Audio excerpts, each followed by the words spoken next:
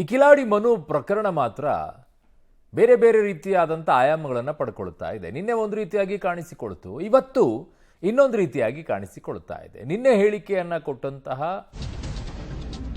ಆ ಹೆಣ್ಮಗಳು ಇವತ್ತು ಇನ್ನೊಂದು ರೀತಿಯಾದಂಥ ಹೇಳಿಕೆಯನ್ನ ಕೊಡ್ತಾ ಇದ್ದಾರೆ. ನಟ ಮಡೇನೂರು ಮನು ವಿರುದ್ಧ ಅತ್ಯಾಚಾರ ಆರೋಪ ಏನಿತ್ತು, ಸಂತ್ರಸ್ತೆ ಆರೋಪವನ್ನ ಅಲ್ಲಗಳೆದಿದ್ದಾರೆ ಮಡೇನೂರು ಮನು ಪತ್ನಿ. ನನ್ನ ಗಂಡ ಬೆಳೀತಾ ಇದ್ದಾನೆ ಅಂತ ಷಡ್ಯಂತ್ರ, ಬೇಕು ಅಂತಲೇ ನನ್ನ ಗಂಡನ ವಿರುದ್ಧ ಪಿತೂರಿ ಮಾಡಲಾಗಿದೆ ಅನ್ನುವಂಥದ್ದನ್ನ ನಿಜವಾಗಿಯೂ ಕೂಡ ಮದುವೆಯಾಗಿರುವಂತಹ ಹೆಣ್ಮಗಳು ಯಾರಿದ್ದಾರೋ ಅವರು ಈ ವಿಚಾರದಲ್ಲಿ ಹೇಳ್ತಾ ಇದ್ದಾರೆ. ಗಂಡನ ಪರವಾಗಿ ಆರೋಪ ಮಾಡಿದಂಥವ್ರದ್ದಲ್ಲ, ಆಕೆ ಬೇರೆಯವರ ಬಗ್ಗೆಯೂ ಕೂಡ ಇದೇ ರೀತಿ ಆರೋಪಿಸಿದ್ದಾಳೆ ಅನ್ನುವಂಥದ್ದು ಮಡೇನೂರು ಮನು ಅವರ ಪತ್ನಿಯ ಆರೋಪ.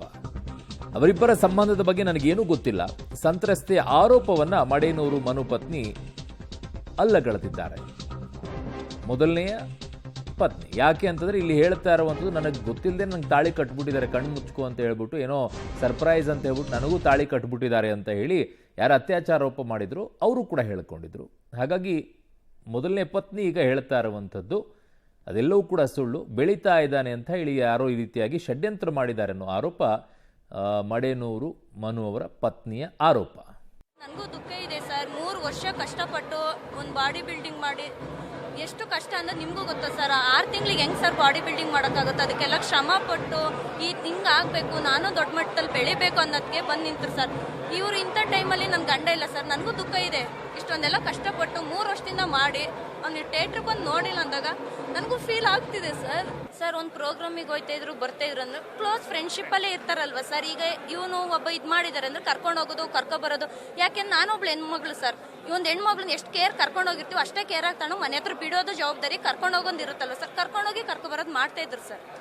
ಪ್ರೋಗ್ರಾಮ್ ಇದ್ದಾಗ ಹೋಗಿ ಬರೋದು ಮಾಡ್ತಾ ಇದ್ರು ಸರ್. ಸರ್ ಅದೆಲ್ಲ ಗೊತ್ತಿಲ್ಲ ಸರ್, ಅದೆಲ್ಲ ಷಡ್ಯಂತ್ರ ಸರ್. ಈಗ ಕೆಲವೊಂದು ವಿಡಿಯೋಸ್ಗಳೆಲ್ಲ ಬರ್ತಾ ಇದೆ ಸರ್, ಇದೇ ಬ್ಲಾಕ್ ಮೇಲ್ ಅನ್ಸುತ್ತೆ ಅವಳದು. ಈಗ ಒಂದು ಕೆಲವೊಂದು ವಿಡಿಯೋಗಳೆಲ್ಲ ಬರ್ತಾ ಇದಾವಲ್ಲ ಸರ್, ಆಡಿಯೋ ವಿಡಿಯೋ ಎಲ್ಲ.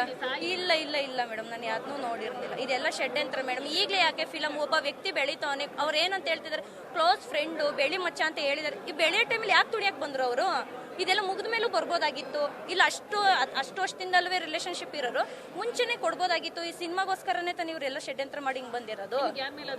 ನನಗೆ ಯಾರ ಮೇಲೂ ಇಲ್ಲ. ಸೊ ಯಾವ ಷಡ್ಯಂತ್ರ ಇದೆಯೋ ಏನೋ ಅವ್ರದ್ದು ಇನ್ನೊಂದು ರೀತಿಯಾಗಿ ನಡೀತಾ ಇರೋದು.